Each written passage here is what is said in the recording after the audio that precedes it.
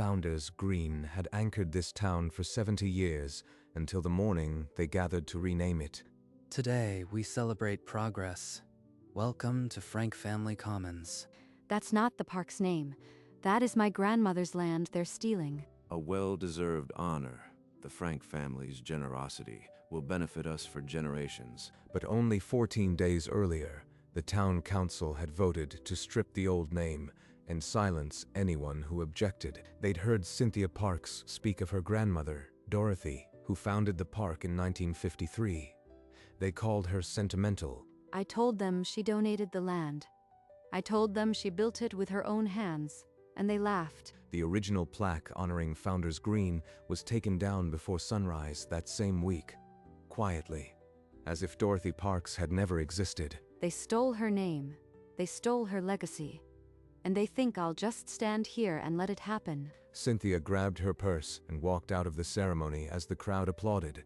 Some fights you don't start, some fights find you. 2 weeks earlier, the town council met. Agenda: rename Founders Green. I'll fully fund a new pavilion if the council renames the park after my family, Frank Family Commons. Mr. Frank's offer is extraordinarily generous. All in favor of the rename say aye. They're selling my grandmother's legacy for a pavilion. I have to stop this. My grandmother, Dorothy Parks, donated this land in 1953. Her name belongs on that sign. Mrs. Parks, we've already heard your objections. You are out of order. Out of order? The truth is out of order? They're erasing her like she never existed. The vote was 5-0. The gavel fell without a single question about the park's real history. Cynthia stood frozen as the council rose, and a few in the audience applauded Frank's generosity. 2 weeks later, that sign would shine. But Cynthia walked out with her grandmother's name burning in her throat. Before sunrise, a city worker in an orange vest pried the brass plaque from the stone pedestal. Founders Green fell in dusty flakes. Gone. Erased before the town could wake up and see what they'd done. You couldn't even wait for daylight, Mr. Mayor. The ink on your vote wasn't dry. Now, Cynthia, don't be dramatic. It's a new era. The park will still be there. A new era. That's what they call erasing a woman who built this town with her own hands. We'll add a footnote in the pavilion. The Frank donation benefits everyone. Let it go, Cynthia. Cynthia walked home and sat at her kitchen table. A framed photo of Dorothy stared back, her grandmother's smile frozen in the 1950s. Words didn't work. They need something they can't dismiss. They need proof. The next morning, she called the municipal archive. A retired librarian named Eleanor Vance answered, curious and kind. Cynthia didn't know it yet, but she was about to unearth a story that had waited 60 years to be told. The municipal archive smelled of dust and old paper. Cynthia found Eleanor Vance behind a desk, stacked with yellowed boxes. You must be Cynthia. I'm Eleanor. Your call sounded urgent. What can I help you find? Proof that my grandmother Dorothy Parks founded this park. They renamed it yesterday like she never mattered. Then let's start with the old microfilm. If your grandmother left a paper trail, it's in there. Cynthia threaded the reel and scrolled through 1953. Frame after frame of forgotten news word passed. Then the headline snapped into focus. Local woman leads fund, drive for new park, Dorothy Parks rallying community. There she is. The town read this once. They knew. How did they forget? This is just the surface. If she donated land, there'll be a deed. Council minutes too. We'll dig.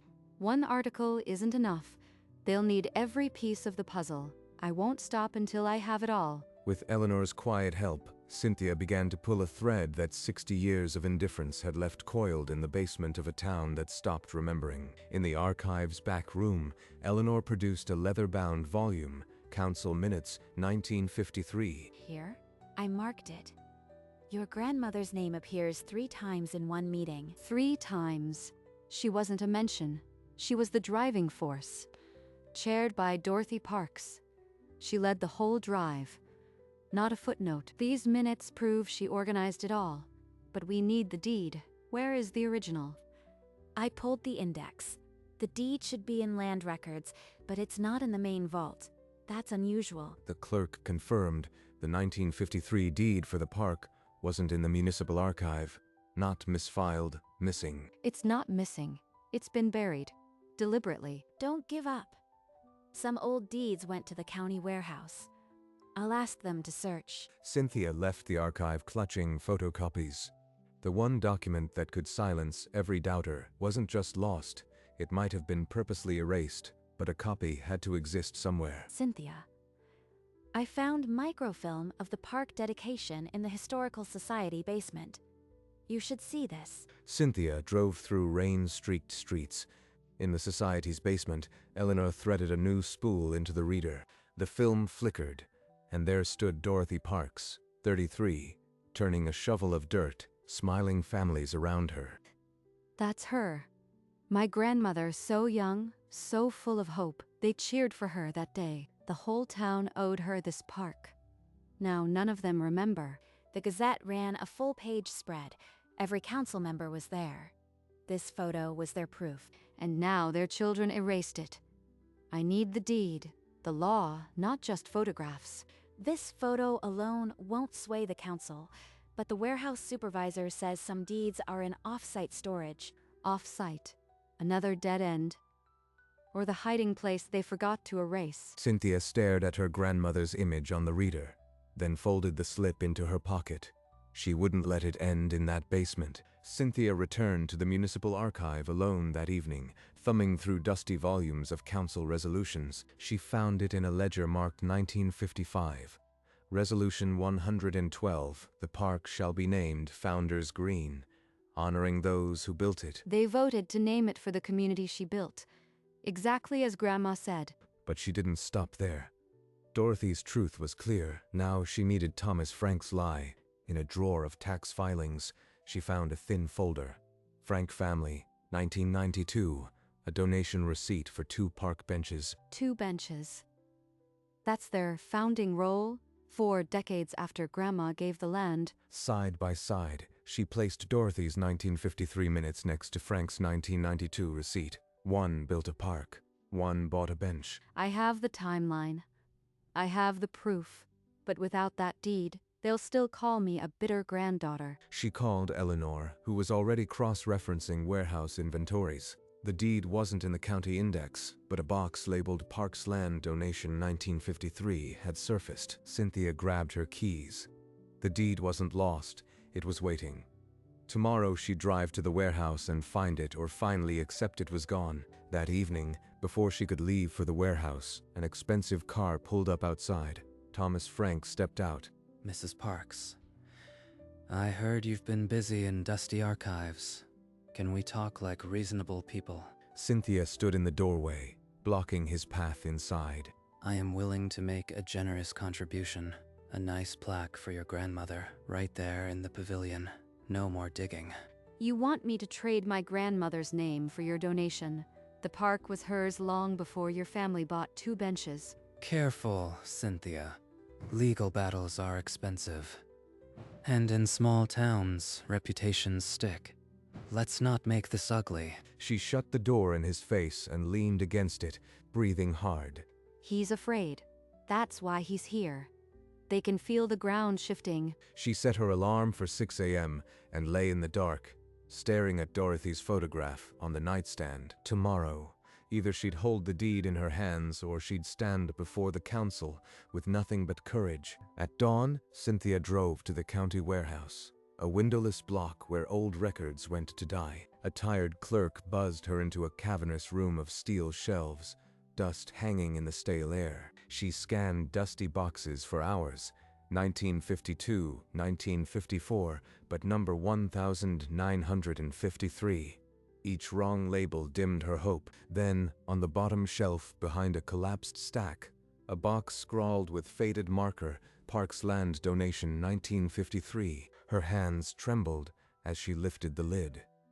Inside, a manila envelope, brittle but intact. She slid out the document. Deed of gift, Dorothy Parks to the town of Grandview, the 3rd of September, 1953. Grandma's signature, looping and proud. This single page is the proof they can't deny. Cynthia pressed the deed to her chest, tears slipping into her collar. The council couldn't dismiss this. She drove home with the deed on the passenger seat, its presence heavier than any threat Frank could make. That night, under the kitchen lamp, she laid the deed beside her grandmother's photograph. Two women, separated by decades, finally holding the same truth. The next morning, Cynthia brought the deed to the Historical Society. Eleanor spread her folders like a surgeon arranging instruments. You found it. Let's place it in the timeline with the minutes, the photo, the resolution. Together, they laid out the 4 documents across the table: 1953 minutes, dedication photo, 1955 resolution, and the deed. Every piece locks. Dorothy's name threads through decades. This is not sentiment, Cynthia. This is proof. Proof they'll have to answer for. No more whispers about bitter granddaughters. Eleanor signed a formal letter of endorsement, the Historical Society's seal embossed in gold. With this, your evidence carries the Society's authority. The Council can't brush it aside. Cynthia assembled the papers into a binder, the deed protected in plastic, a typed timeline on top. She snapped the rings shut and looked at Eleanor. They both knew this binder would change the park's name back. The truth was no longer scattered in dust. It was sealed, dated, and ready to be heard. Cynthia walked into City Hall with the endorsed binder and requested a slot on the next agenda. The mayor's assistant scanned the request and typed a rejection. Council agenda full. Try next quarter. Next quarter. The pavilion would be built by then. This is a stall. Eleanor called the Historical Society board. Within hours, the mayor's office phones were ringing. By noon, the mayor's office was fielding calls from historians, archivists, and citizens who'd heard about the deed. Mayor Dobson returned to find 30 voicemails. The Historical Society's endorsement was becoming a public relations problem. Finally, the city clerk called Cynthia. The mayor had added her to the agenda, but only for 5 minutes. 5 minutes. That's all they'll give me. Every word has to be a hammer. She practiced her timeline until she could recite it in the dark. The council would hear the truth, whether they wanted to or not. 3 days later, the printed agenda read, Public comment. Cynthia Parks, regarding park name correction. The morning the agenda posted, ugly flyers began appearing around town. A grainy photo of Cynthia, the word bitter printed beneath. They printed my face like a mugshot. This is Frank's money, but the town is playing along. When she walked her dog that evening, 2 neighbors crossed the street the moment they saw her. They've known me for 20 years. Now they'll cross the street. Inside her quiet house, Cynthia pulled out a worn photo album.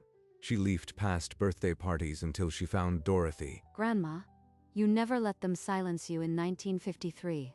How could I let them silence you now? She turned the page to a snapshot of their family at the park. 1985, a little Cynthia on the swings. Dorothy's handwriting on the back. For our town. For our town. She gave them everything. They gave her a 5-minute slot. That's all I need. She picked up the binder and stood it against the salt shaker. A silent sentinel. Tomorrow, she would walk into that chamber alone, but she'd carry 70 years of silence with her, ready to break it. The night before the council meeting, a courier delivered a letter from Frank's firm. A veiled threat of a defamation suit if she spoke. They're trying to scare me into silence. What if I lose my house over this? Cynthia, I know a retired attorney who takes pro bono history cases. His name is David. He'll see you tonight. An hour later, Cynthia sat across a worn desk from a gentle-eyed old lawyer who had defended historical records for decades. He flipped through her binder. The documented truth is an absolute defense against slander. Stick to what you can prove. Stick to the proof. That's all I've been doing. That's all I need to keep doing. She placed Frank's threatening letter beside the binder on her kitchen table. Threat on one side, truth on the other. They think a letter will stop me. They have no idea what I found in that warehouse. I am speaking at that meeting. That was never a question. She turned off the lamp and lay down, the binder propped on the nightstand. Like a guardian, in 6 hours, she would face the council. At dawn, the Grandview Gazette landed on porches like a turned tide. Front page headline: Forgotten Deed Proves Park's True Founder. The article quoted Eleanor Vance. Dorothy Parks donated the land. The Historical Society stands with the evidence. When Cynthia stopped at the diner, a woman touched her arm and whispered, "The whole town's talking.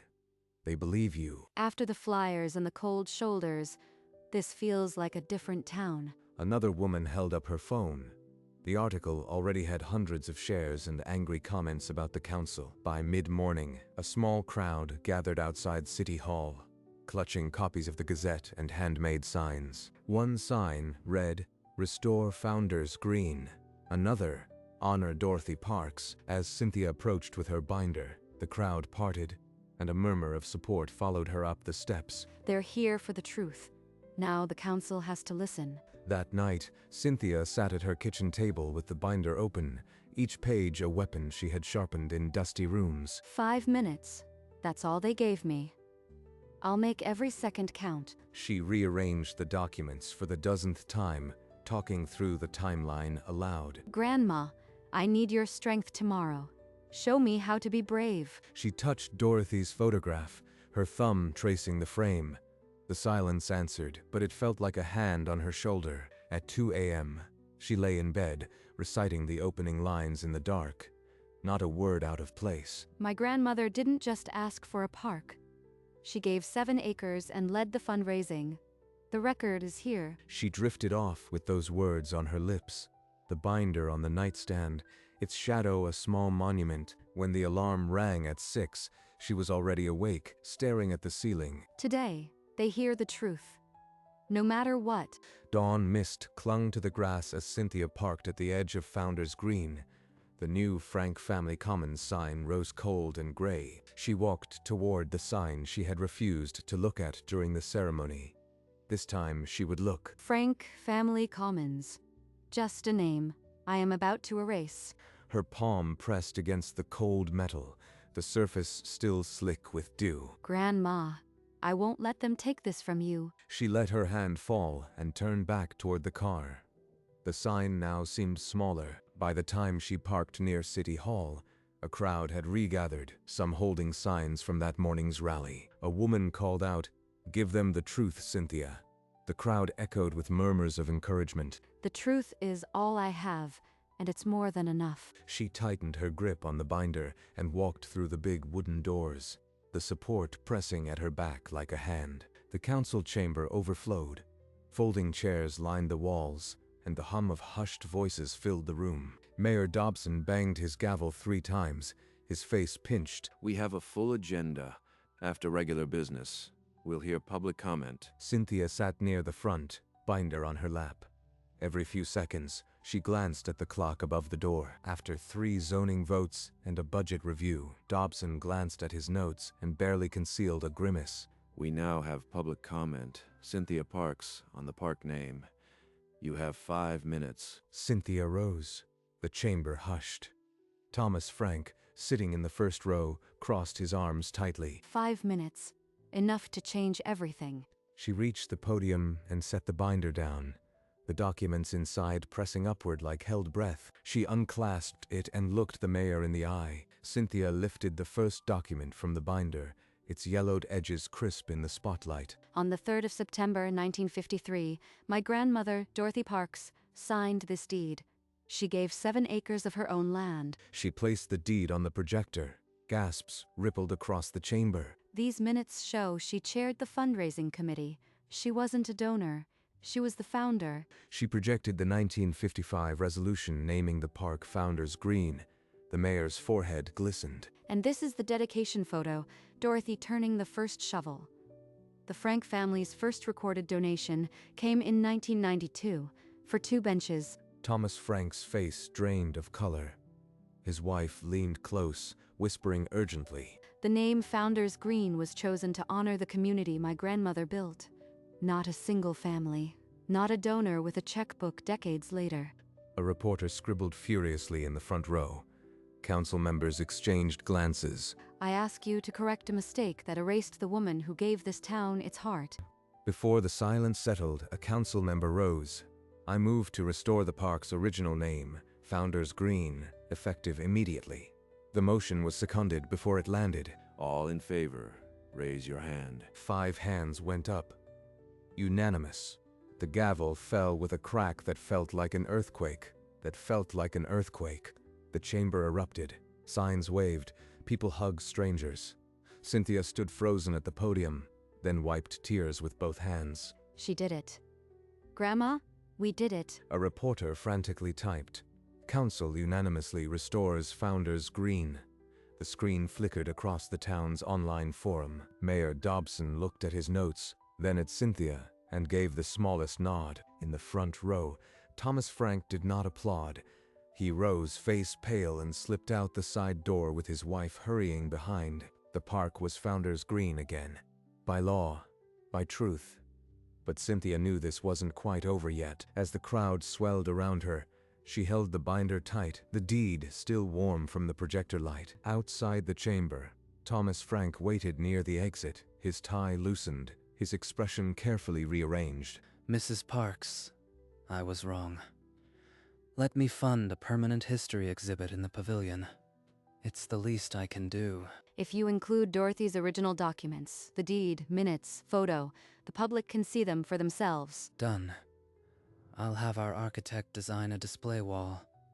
The Frank family will sponsor the whole thing. By noon the next day, a temporary sign hung on the pavilion frame. Park History Exhibit opening soon, sponsored by the Frank family and Dorothy Parks Archive. At dawn, city workers carried the original Founders Green plaque back to its stone base. Cynthia stood 50 feet away, watching. The brass plate caught the morning sun as it was bolted into place. Founders Green. The name gleamed. 70 years. And she's finally where she belongs. She walked to the stone and touched the letters of her grandmother's name, the metal already warming in the sun. A few early joggers stopped and applauded softly. The park was whole again, but Cynthia felt a deeper task still waiting. A week later, the pavilion doors opened. Inside, a new display wall gleamed under soft lights. A crowd of families, council members, and children pressed around the framed photograph of Dorothy Parks at a shovel. The same photo Cynthia had found in the basement. Cynthia stood at the back, watching strangers read the timeline. 1953 deed, 1955 resolution, 1992 Frank bench. It's no longer hidden in a warehouse. It belongs to everyone now. Eleanor appeared beside her, holding a brochure. They included the full deed in the display panel. Thomas Frank kept his word. Cynthia smiled and looked beyond the crowd, through the pavilion's open side to the green expanse of Founders Green. Later, she sat on a bench under an old oak, the restored plaque visible across the lawn. Grandma, you never saw the plaque they put up, but I did. And I'll make sure no one ever forgets again. A breeze stirred the leaves. The park was crowded again, but for a moment it felt like just the two of them. She pulled her jacket tighter and smiled. The park was whole, and so was she. That afternoon, Cynthia walked into the archive carrying a cardboard box. Inside lay the original deed, the minutes, the dedication photo, all of it. I'll store these in the permanent collection, Cynthia. No one will ever be able to erase Dorothy Parks again. This is where they belong. Not in a forgotten warehouse, but where anyone can find the truth. Eleanor slid the box onto a high shelf, the same shelf where the deed had been missing for decades. Now it held the proof forever. By dusk, Cynthia walked back to Founders Green alone. The plaque caught the last amber light, and the new pavilion exhibit glowed softly in the distance. She found her bench under the old oak, the one that looked directly at the plaque. No crowd now, just crickets and the last birdsong. 70 years ago, you stood on this dirt and promised it to everyone who would come after. I just made sure they kept your promise. The streetlights flickered on, and the Founders Green sign seemed to absorb the light and hold it. Cynthia Parks didn't win a battle against one man. She opened a door that a whole town had closed.